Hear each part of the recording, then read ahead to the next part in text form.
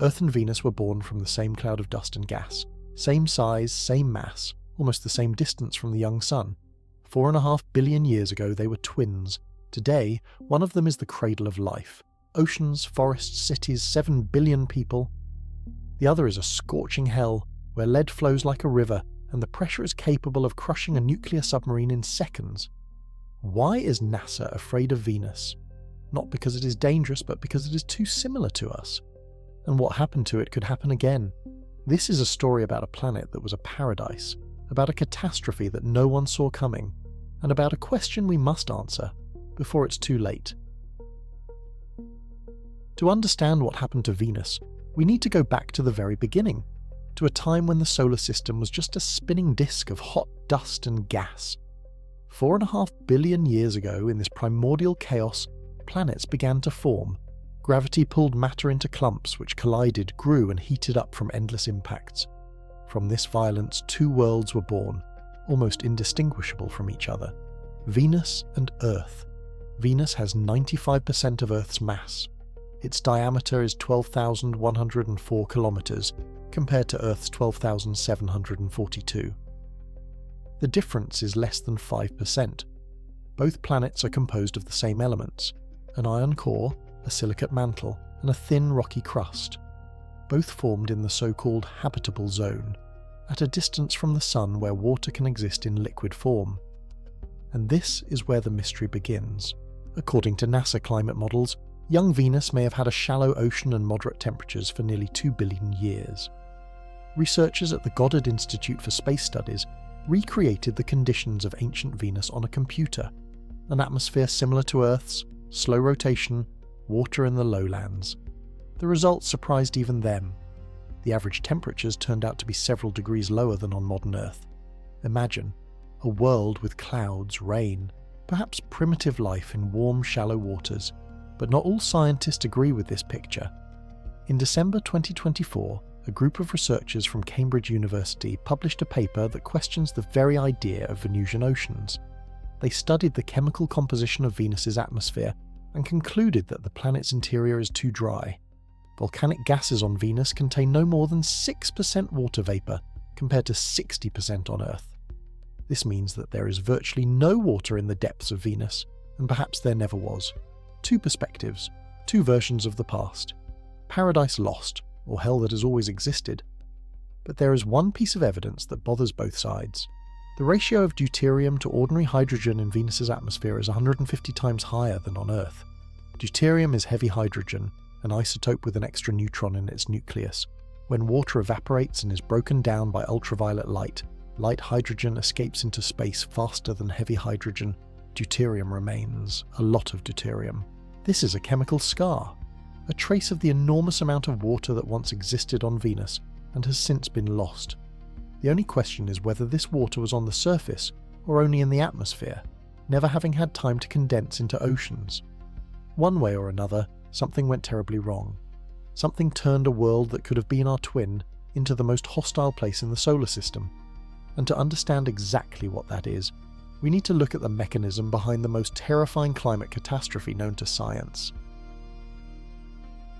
The mechanism that destroyed Venus has a name. Scientists call it the runaway greenhouse effect. Runaway greenhouse, the point of no return for an entire planet. To understand how this works, imagine a simple system. The sun heats the planet's surface. The planet radiates heat back into space in the form of infrared radiation. If there are gases in the atmosphere that absorb this radiation, carbon dioxide, water vapor, methane, some of the heat is retained. The planet becomes warmer. This is the normal greenhouse effect. Without it, the Earth would be an icy ball with a temperature of -18 degrees. But this system has its limits. When temperatures rise high enough, oceans begin to evaporate faster. Water vapor is a powerful greenhouse gas. More vapor means more heat is trapped, which means even more water evaporates. It's a feedback loop, positive feedback to use the language of physics. Although in this case, the word positive sounds like a cruel joke. On Venus, this loop is closed. What exactly triggered this event is still a matter of debate. One of the leading hypotheses is linked to volcanism. Large-scale, catastrophic volcanism, the likes of which the Earth had never seen before in its entire history. In 2022, a group of researchers led by Michael Way from NASA presented a model based on terrestrial analogues. Over the past 2.8 billion years, more than 560 events have occurred on our planet that geologists refer to as major magmatic provinces. These are giant cracks in the crust from which millions of cubic kilometers of lava poured out. The Siberian traps, which erupted 252 million years ago, destroyed 90% of all species on Earth. Now imagine something similar on Venus, only on a larger scale, and on a planet that was already teetering on the brink. When the crust splits and magma bursts to the surface, it releases enormous amounts of carbon dioxide and sulfur dioxide into the atmosphere. The temperature rises. The oceans begin to boil. Water vapor rises to the upper layers of the atmosphere, where the sun's ultraviolet radiation breaks down water molecules into hydrogen and oxygen.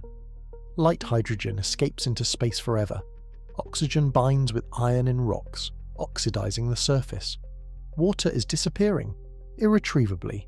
Without water, another critical process ceases: plate tectonics. On Earth, water acts as a kind of lubricant, allowing lithospheric plates to slide relative to each other. Tectonics, in turn, ensures the carbon cycle. Carbon dioxide from the atmosphere binds with rocks, which then sink into the mantle. This is the planet's natural thermostat. The thermostat on Venus is broken. There was nowhere else for the carbon dioxide emitted by volcanoes to go. It accumulated in the atmosphere, layer upon layer, century after century. The pressure grew, the temperature rose, and at some point, perhaps 700 million years ago, perhaps 3 billion, Venus crossed the point of no return. The sentence was passed, and it was not subject to appeal. Today, Venus is the frozen result of that ancient catastrophe. But frozen is the wrong word, because Venus is still active, and discoveries in recent years have forced scientists to completely rethink their ideas about this world. On the 1st of March, 1982, the Soviet spacecraft Venera 13 touched down on the planet's surface. Engineers expected it to survive for 32 minutes. It lasted 127 minutes, more than 2 hours in hell, with a temperature of 457 degrees Celsius and a pressure of 90 atmospheres. This is equivalent to a depth of 900 meters underwater. Only instead of water, there was a hot carbon dioxide atmosphere. During those 2 hours, Venus 13 transmitted the first colour photographs of the surface and the first audio recording in history from another planet. The sound of wind, the impact of landing, the sound of a drill taking soil samples, and then 40 years of silence. No country dared to return, but the data remained. And in the year 2023, something unexpected happened. Robert Herrick from the University of Alaska was reviewing archived radar images from the Magellan mission, an American spacecraft that mapped Venus from 1990 to 1992. 200 hours of manual image comparison. Searching for a needle in a haystack with no guarantee that the needle even exists, he found her. The crater of Mat Mons volcano, a mountain taller than Everest, changed shape in the 8 months between two photographs. Its area increased by almost 2 square kilometers. Traces of fresh lava flows appeared on its slopes. This was the first direct evidence of active volcanism on Venus. Not indirect signs, not models, before and after photographs. In May 2024, Italian researchers discovered 2 more eruptions in the same archive data, on the volcano Sif Mons and in the Niobe Planitia region. Lava flows covered dozens of square kilometers. This happened right during the Magellan mission. Venus erupted while we were watching, and this is just the beginning. There are more than 80,000 volcanoes on Venus. 90% of its surface consists of basalt, solidified lava. 65% of the planet is covered by volcanic plains. It is a world that has literally remoulded itself. But the most intriguing discoveries are not related to the surface, but to what is above and below it. In 2020, astronomers announced the discovery of phosphine in the clouds of Venus. Phosphine is a gas whose molecule consists of 1 phosphorus atom and 3 hydrogen atoms. On Earth, it is produced either industrially or by anaerobic bacteria. In Venus's oxidizing atmosphere, it should break down in a matter of hours, but it is there. Something is producing it. Later, ammonia was discovered, another gas that should not exist in equilibrium with the Venusian atmosphere. The hypothesis sounds almost crazy, but it cannot be dismissed. Microorganisms in clouds at an altitude of 50 to 60 kilometers, where the temperature and pressure are quite tolerable, can release ammonia, neutralizing sulfuric acid and creating microenvironments suitable for life. Life in hell? Studies have shown that basic organic molecules, nucleic bases, amino acids, are stable in concentrated sulfuric acid. Life could have adapted, or it could have originated there in the first place, when Venus was not yet Venus. And beneath the surface lies yet another mystery. Analysis of radar data has revealed signs of giant lava tubes. These are underground tunnels formed by magma flows. On Earth and the Moon, such structures can reach several hundred meters in diameter. On Venus, where the monstrous atmospheric pressure is 92 times greater than on Earth, the cave ceilings do not collapse. They can be enormous, kilometers across. Entire underground worlds with relatively stable temperatures, protected from radiation and acid clouds. Venus is no longer a dead planet in textbooks. It turned out to be alive, geologically, chemically, and possibly biologically, and now humanity is preparing to return. After 40 years of silence, humanity is preparing an entire fleet for Venus. 3 space agencies, 3 missions. One goal, to understand what killed our twin. Da Vinci should go first. Deep atmosphere. Venus investigation of noble gases, chemistry, and imaging. This is what the acronym stands for, inspired by the name of Leonardo da Vinci. The launch is scheduled for December 2030. The mission consists of 2 parts, an orbital spacecraft and a descent probe. The Da Vinci probe will do what no one has done since 1985. It will enter the atmosphere of Venus, an hour of falling through toxic clouds. Instruments will analyze the composition of the air every few seconds, recording changes at different altitudes. The main target is noble gases: helium, neon, argon, krypton, and xenon. These elements are chemically inert. They do not react, decay, or evaporate. They remember. Their ratio in the atmosphere is a record of the planet's history that cannot be erased.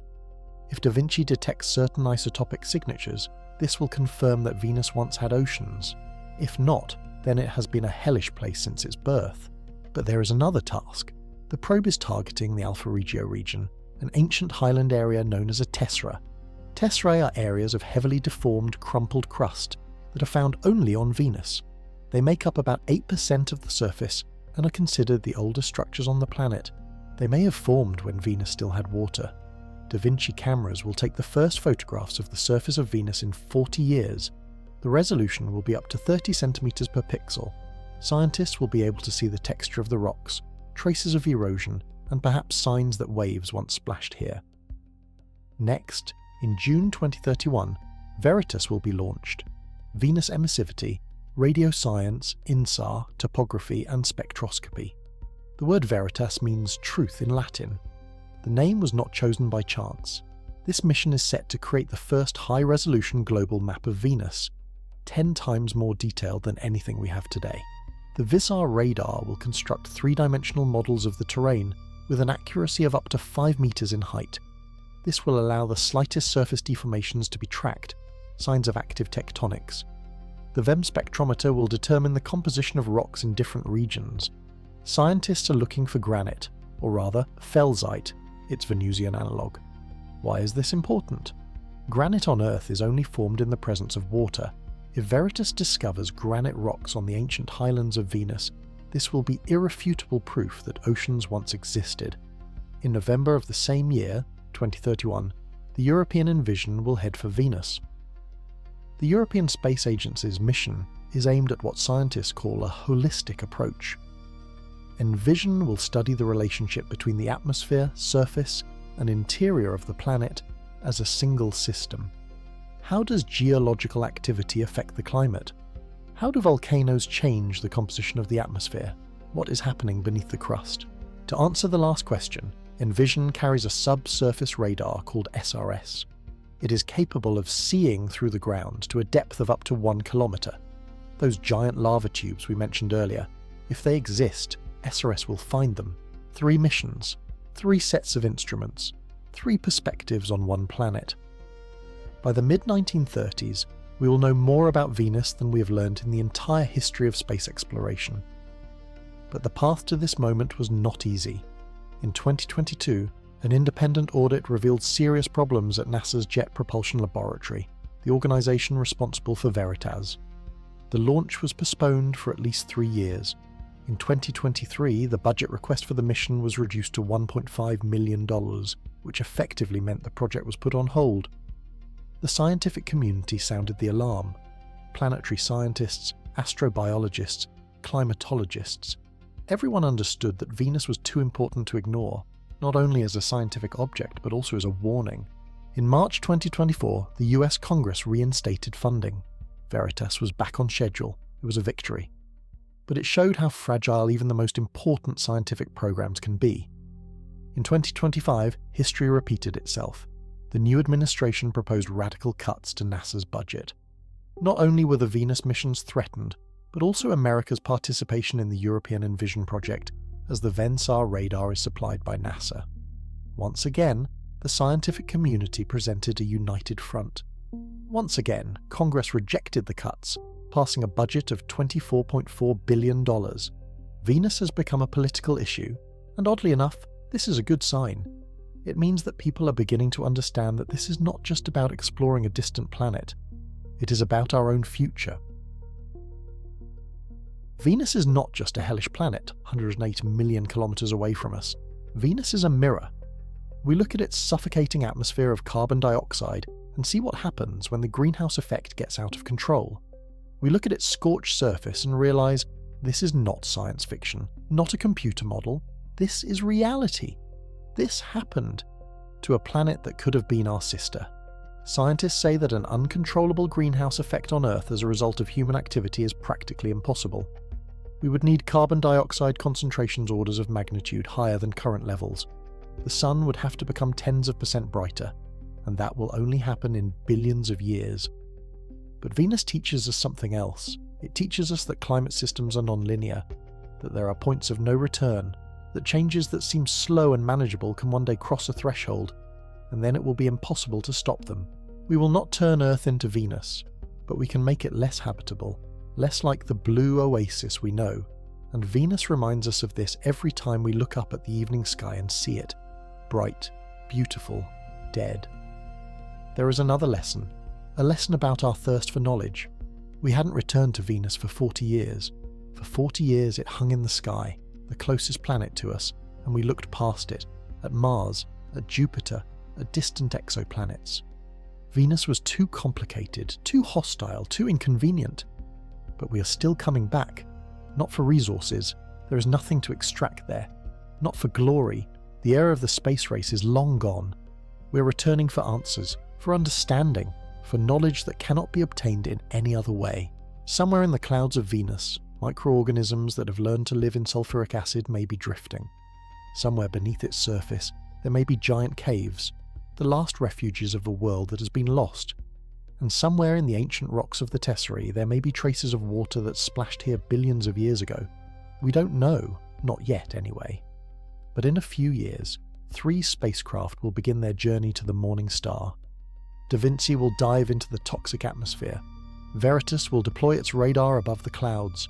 Immersion will peer beneath the surface, and then Venus will finally speak. She will tell us the story of her demise, a story that may have begun just like ours. With oceans, with clouds, with hope, and we will listen. Because this story is not only about her, this is our story.